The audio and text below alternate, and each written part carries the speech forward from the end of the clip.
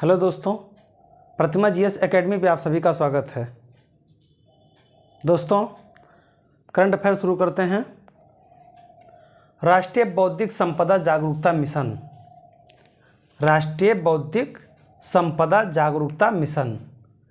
देखिए, बौद्धिक शब्द से पता चल रहा है कि इसका उद्देश्य क्या होगा। बौद्धिक यानी कि राष्ट्रीय बौद्धिक संपदा जागरूकता मिशन जो है, ये 8 दिसंबर 2021 को 8 दिसंबर 2021 को वाणिज्य और उद्योग मंत्रालय, वाणिज्य और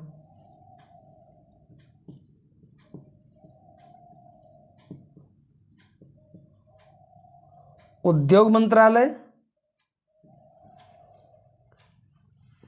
बौद्धिक संपदा कार्यालय,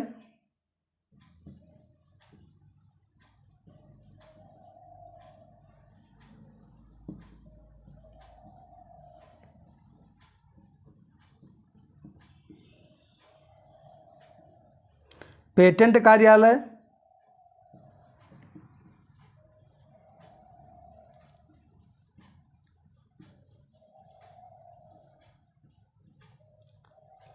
ट्रेडमार्क महानियंत्रक कार्यालय।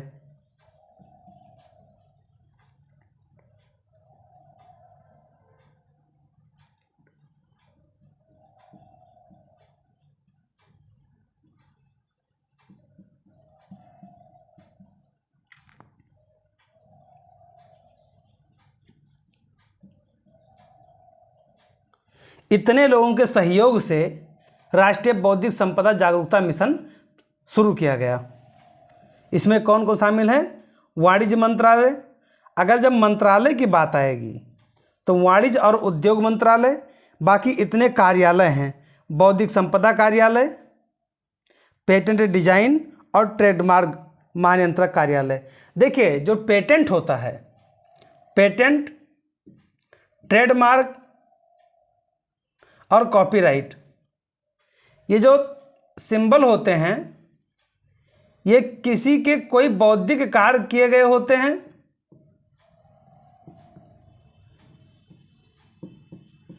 और उसके रूप में ये उसकी संपत्ति हो जाती है। जैसे आप कोई आविष्कार करते हैं, कोई आविष्कार करते हैं तो वो आविष्कार आपका कॉपीराइट हो जाएगा, आपका कॉपीराइट हो जाएगा। आप पेटेंट करा लेंगे, आपके नाम से पेटेंट हो जाएगा। अगर आप कोई व्यापार करते हैं तो व्यापारिक सिंबल होता है ट्रेडमार्क का। तो इसलिए जब कभी भी बौद्धिक संपदा जागरूकता मिशन प्रारंभ किया जाएगा या बौद्धिक संबंधित कोई कार्य किया जाएगा तो इन कार्यालय का योगदान जरूर होगा। तो यहाँ पे वाणिज्य और उद्योग मंत्रालय, बौद्धिक संपदा कार्यालय, पेटेंट डिजाइन और ट्रेडमार्क महानियंत्रक कार्यालय संयुक्त रूप से सहयोग करके राष्ट्रीय बौद्धिक संपदा जागरूकता मिशन प्रारंभ किए। इनका जो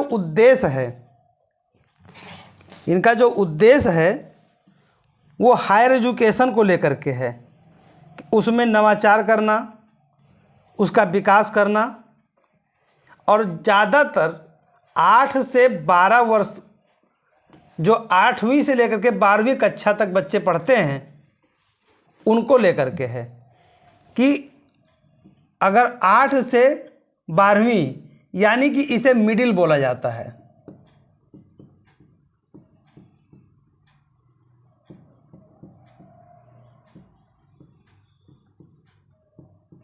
के छात्र, इनको जो है नवाचार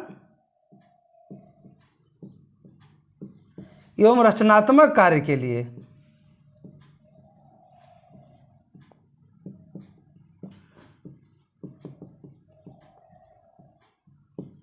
कार्य में सहयोग एवं बढ़ावा।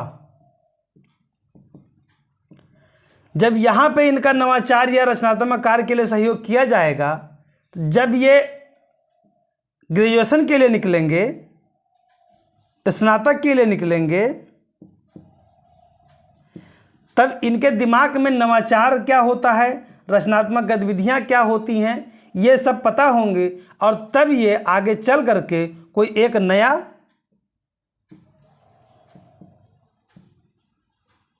आविष्कार कर सकते हैं। कोई भी इसमें से कोई साइंटिस्ट बनेगा, कोई एक नया क्रिएटिव बनेगा, कोई कुछ एक अलग मुकाम हासिल करेगा, लेकिन कब होगा, जब उनको मौका मिलेगा तब होगा। और ये ऐसी नर्सरी होती है, कक्षा 8 से 12 के बीच में बच्चों की एक ऐसी नर्सरी होती है कि यदि यहाँ उनको विधिवत व्यवस्था दे दिया गया तो दिक्कतें नहीं आएंगी। तो यहाँ प्रश्न कैसे पूछे जाएंगे? प्रश्न पूछे जाएंगे कि राष्ट्रीय बौद्धिक संपदा जागरूकता मिशन कब प्रारंभ हुआ? तो यह 8 दिसंबर 2021 को प्रारंभ हुआ। 8 दिसंबर 2021। कौन मंत्रालय संबंधित है? तो मंत्रालय इसमें है वाणिज्य और उद्योग मंत्रालय। ये दो प्रश्न इंपॉर्टेंट है। तीसरा प्रश्न ये होगा, ये इसका उद्देश्य क्या है? तो 8 से 12वीं कक्षा के छात्रों को नवाचार एवं रचनात्मक कार्यों में बढ़ावा या सहयोग, ये 3 प्रश्न पूछे जाने की संभावना होगी। अगला पॉइंट है वीरता पुरस्कार 2022।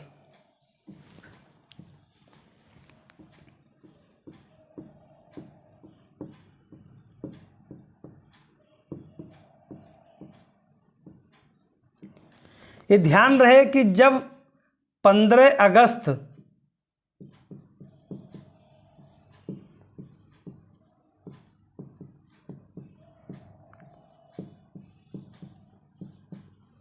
स्वतंत्रता दिवस के दिन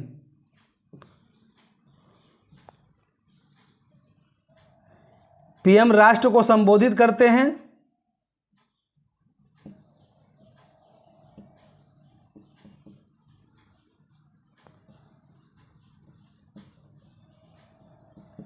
और ये संबोधन भविष्य की नीतियां होती हैं।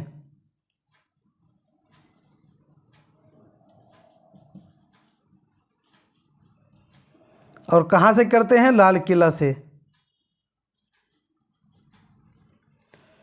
और 15 अगस्त को राष्ट्रपति महोदय यानी महामहिम वीरता पुरस्कार प्रदान करती हैं।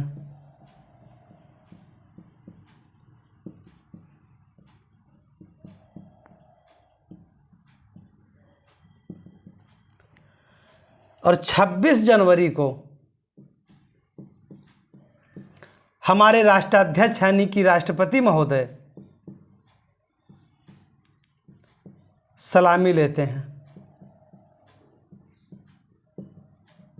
यानी कि सेना का परेड निकाला जाता है।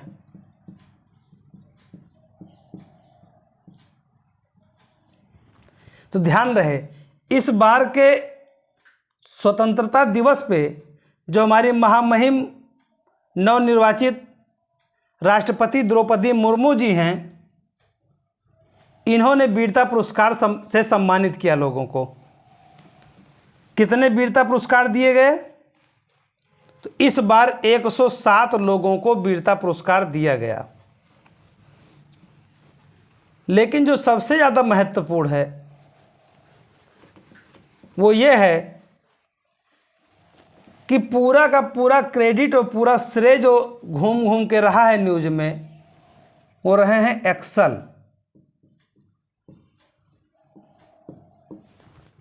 एक्सेल क्या है? तो एक भारतीय सेना का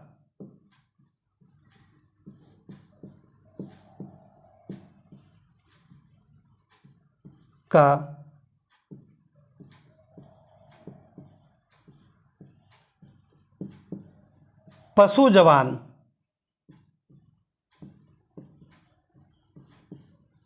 जिसे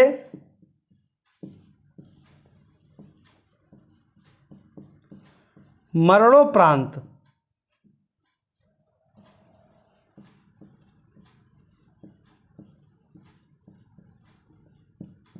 वीरता पुरस्कार से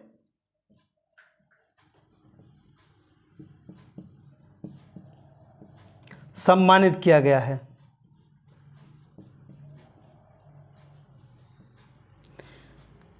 कहा जाता है कि देश की सेवा हर उस जीव का कर्तव्य है जो समझ सकता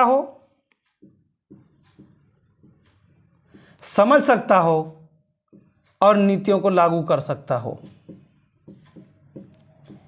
यानी जिसका मौलिक अधिकार का जानकारी हो तो वो अपने मौलिक कर्तव्य को भी जानता हो। लेकिन जब बात एनिमल की आती है तो उसे लोग आसानी से बोल देते हैं कि ये तो पशु समान है, लेकिन कुछ पशु ऐसे होते हैं जो देश के सेवा में अपने आप को न्यौछावर कर देते हैं। ये किसी इंसान से कम मेहनत नहीं करते या इंसान से कम चतुर नहीं होते। तो इसलिए ये सम्मान एक्सल को देना पूरे देश के लिए गौरव की बात है और एनिमल के लिए तो है ही है। तो मरणोपरांत यह एक भारतीय सेना में नियुक्त कुत्ता है जिसका नाम एक्सल था, उसको मरणोपरांत वीरता पुरस्कार से सम्मानित किया गया है। यानी राष्ट्रपति द्रौपदी मुर्मू ने स्वतंत्रता दिवस के अवसर पर 107 लोगों को वीरता पुरस्कार से सम्मानित किया। इसमें भारतीय सेना का कुत्ता एक्सल भी शामिल है, जिससे मरणोपरांत वीरता पुरस्कार से सम्मानित किया गया है। अगला पॉइंट है सुल्तान अजलान शाह कब। देखिए, सुल्तान अजलान शाह कब, अजलान शाह कब, ये नाम से पता चल रहा होगा कि स्पेशली किसी के लिए किया जाता है। तो ये मलेशिया के राजा थे और इनके नाम से प्रतिवर्ष मलेशिया में ही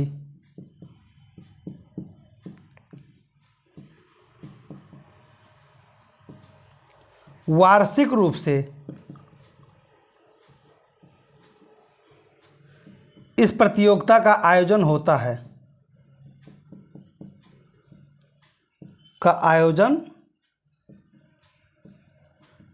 किया जाता है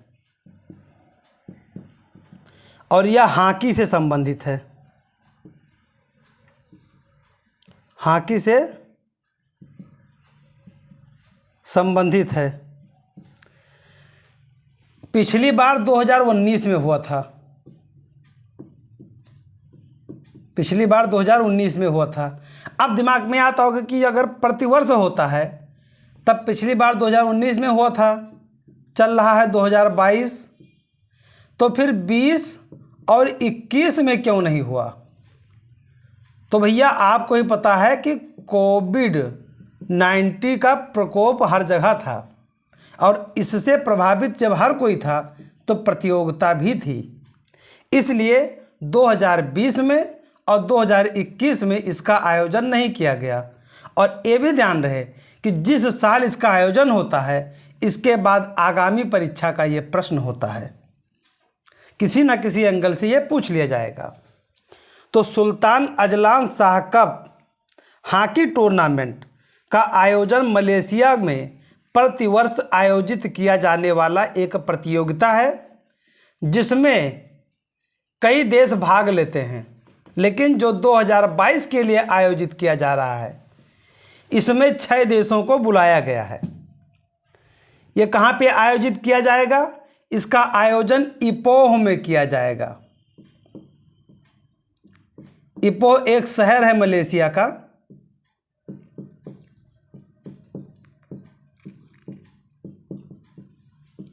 इपोह में किया जाएगा और एशिया महासंघ ने कहा है कि मैंने भारत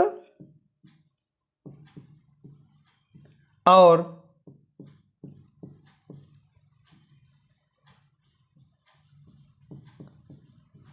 ऑस्ट्रेलिया सहित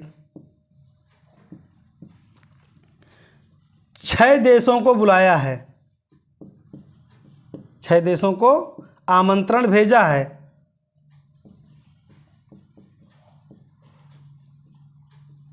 बुलाया है, यानी कि सुल्तान अजलान शाह कप अंतर्राष्ट्रीय पुरुष हॉकी टूर्नामेंट का आयोजन 2 साल के बाद किया जा रहा है। और जो 2019 में किया गया था आयोजन, इसके विजेता जो थे दक्षिण कोरिया। दक्षिण कोरिया से इस बार प्रश्न जरूर आएगा कहीं ना कहीं, क्योंकि बहुत चर्चा में है। और उप विजेता भारत। मतलब कि फाइनल में दक्षिण कोरिया ने भारत को पराजित करके इस कप को जीत लिया था। यानी 2019 के Sultan Azlan Shah cup hockey tournament का जो प्रतियोगिता हुआ, उसके विजेता दक्षिण कोरिया थे। सुल्तान अजलान शाह कप कहाँ पे इस बार आयोजित होगा? इपोह में किया जाएगा। इसका आयोजन पिछली बार 2019 में किया गया था और विजेता दक्षिण कोरिया था। किसको पराजित किया था? भारत को। एशिया हॉकी महासंघ के अनुसार भारत और ऑस्ट्रेलिया सहित 6 टीमों को बुलाया गया है इस बार। और यह मलेशिया में आयोजित होने वाला 1 वर्षीय प्रतियोगिता है, यानी मलेशिया में ही आयोजित किया जाता है। जाहिर सी बात है, सुल्तान वहाँ का, शासक वहाँ का, आयोजन स्थल वहाँ का, बुलाया भारत को भी जाता है। इस बार इपोह में किया जाएगा। अभी तक कितने लोगों ने कितना पदक जीता? तो ऑस्ट्रेलिया ने 10 बार जीता इस कप को। भारत ने 5 बार जीतते हुए अपने आप को नंबर 2 पे रखा। और पाकिस्तान और दक्षिण कोरिया अभी तक 3-3 बार यह पदक जीत चुके हैं। यानी कि अब यहाँ से प्रश्न कैसे बनेगा? प्रश्न तो आना तय है।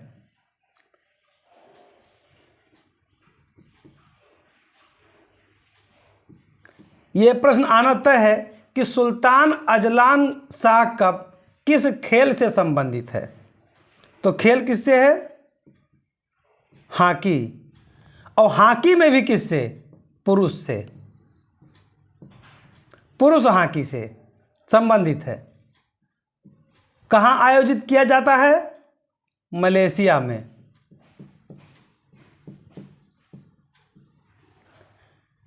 मलेशिया में कहाँ किया जाएगा? इपोह में। पिछली बार कब किया गया था? 2019 में। 2019 का विजेता कौन था?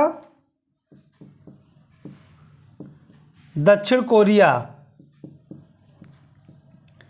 उपविजेता इसलिए पूछ सकता है क्योंकि उपविजेता भारत था। भारत को पीट करके ये जीता था।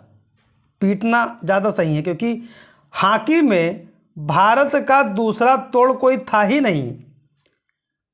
जब तक हमारे मेजर ध्यानचंद जी हॉकी खेल रहे थे, लगातार स्वर्ण जीते ओलंपिक में। और वही हॉकी टीम आज कांस्य पदक जीतने के लिए जद्दोजहद करती है। 2020 में एवं 2021 में नहीं हुआ। कारण कोविड-19। सबसे ज़्यादा बार कौन जीता है? ऑस्ट्रेलिया।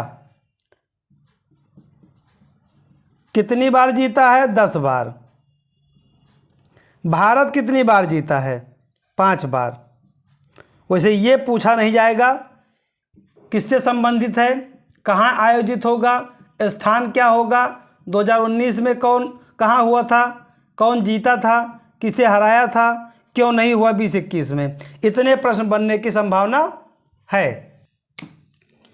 केन्या के नए राष्ट्रपति, अगला पॉइंट, केन्या कहाँ पे है?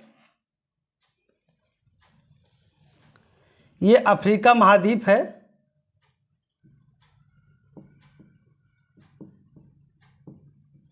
अफ्रीका महाद्वीप, अफ्रीका महाद्वीप के पास में यहाँ पे केन्या है। केन्या की राजधानी है नैरोबी।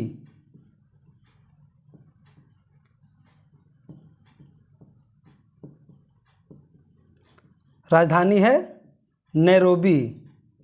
यहाँ पे है UNEP का मुख्यालय यानी कार्यालय। तो यहाँ के राष्ट्रपति अभी नवनिर्वाचित हुए हैं विलियम रूटो। विलियम रूटो यहाँ के राष्ट्रपति बनाए गए हैं। विलियम रूटो पहले उपराष्ट्रपति थे।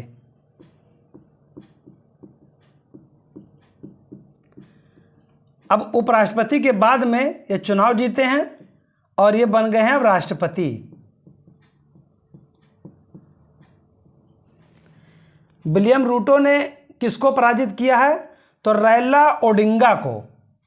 नामो देखो, ओडिंगा, ओडिंगा, रैला ओडिंगा, इनको पराजित किया है। यानी रैला ओडिंगा उप पराजित हुए हैं, मतलब उप विजेता रहे हैं। और विलियम रूटो ने उहुरु केन्याटा, उहुरु केन्याटा का स्थान लिया है। स्थान लिया है मतलब उहुरु केन्याटा पिछले 10 वर्षों से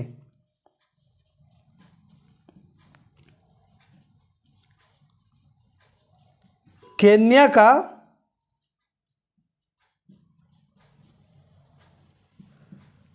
प्रतिनिधित्व कर रहे थे।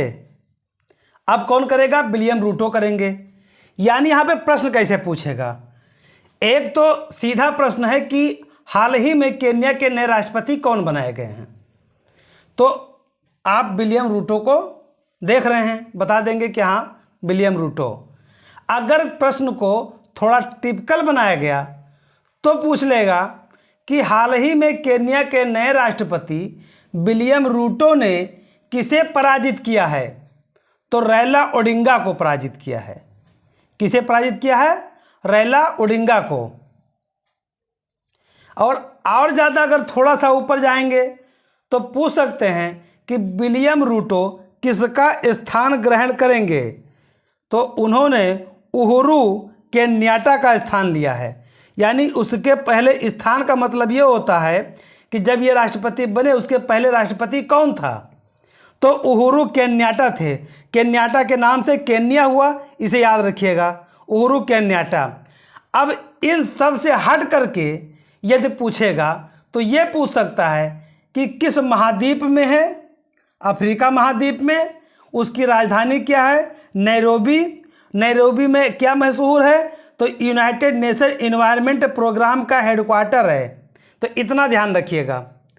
अगला पॉइंट है monkey pox virus. Monkey pox virus या अभी WHO के द्वारा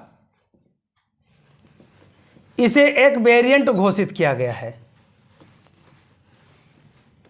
यानी महामारी घोषित किया गया है। WHO वर्ल्ड हेल्थ ऑर्गेनाइजेशन, इसकी स्थापना कब हुआ था? 7 अप्रैल 1948 को। विश्व स्वास्थ्य संगठन, यानी विश्व स्वास्थ्य संगठन वर्ल्ड हेल्थ ऑर्गेनाइजेशन का स्थापना कब हुआ था? 7 अप्रैल 1948 को। और इसका मुख्यालय कहाँ है? इसका मुख्यालय है जिनेवा।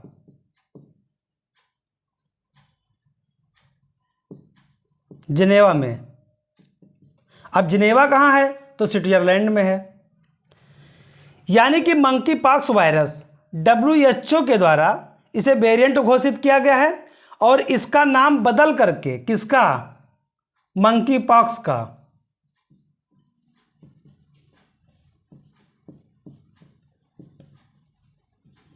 मंकी पॉक्स का नाम बदल करके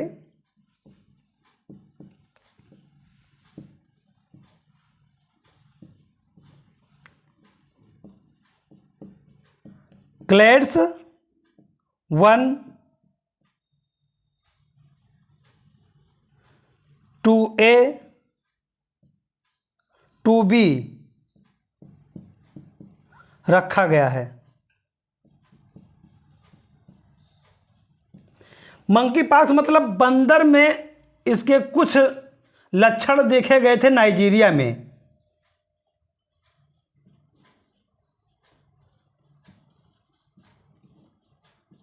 नाइजीरिया में, लेकिन जो कि पहला केस पहली बार इसे यूनाइटेड किंगडम में पाया गया था।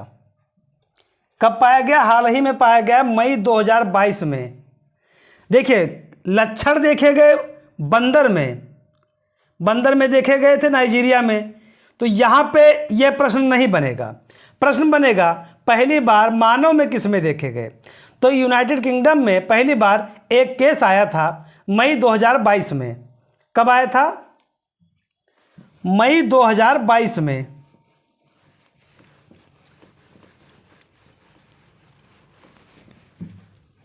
मई 2022 में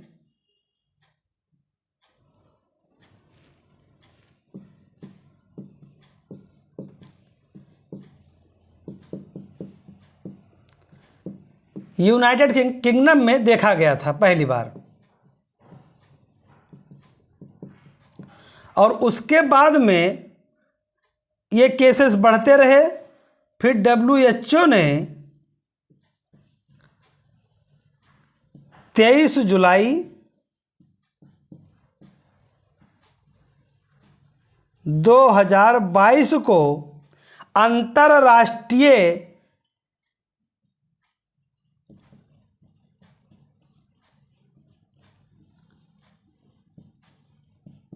चिंता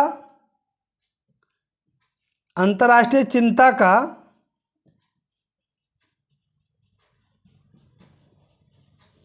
सार्वजनिक आपातकाल घोषित किया।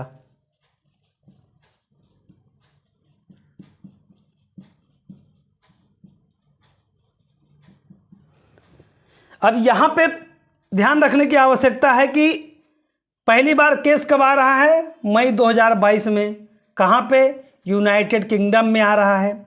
उसके बाद मई, फिर जून, फिर जुलाई, यानी कि आफ्टर 2 मंथ 23 जुलाई 2022 को WHO के द्वारा अंतर्राष्ट्रीय चिंता का सार्वजनिक आपातकाल घोषित किया गया।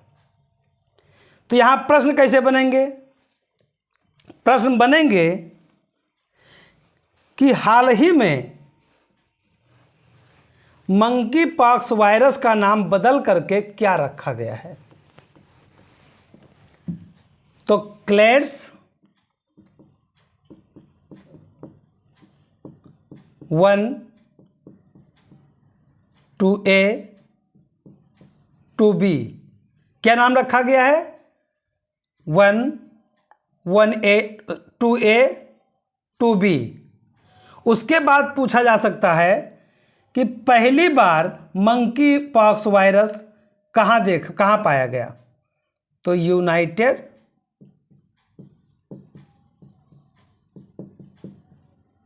किंगडम में। WHO के द्वारा अंतर्राष्ट्रीय चिंता का सार्वजनिक आपातकाल कब घोषित किया गया? 23 जुलाई 2022 को। यूनाइटेड किंगडम में मंकी पॉक्स वायरस के लक्षण कब पाए गए? तो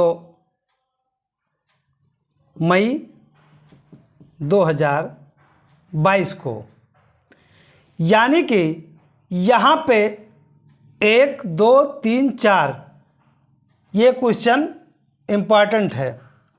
क्लैड्स 1, 2A, 2B और पहली बार यूनाइटेड किंगडम में पाया गया 23 जुलाई 2022 को अंतर्राष्ट्रीय चिंता का सार्वजनिक आपातकाल घोषित किया गया। तो ये रहे आज के करंट, और हम आप लोगों से उम्मीद करते हैं कि आप लोगों को बेहतर लग रहा होगा। अपने दोस्तों को शेयर करें, लाइक करें, और जिन दोस्तों ने अभी तक हमारे चैनल को सब्सक्राइब नहीं किया है वो सब्सक्राइब करें। धन्यवाद। जय हिंद, जय भारत।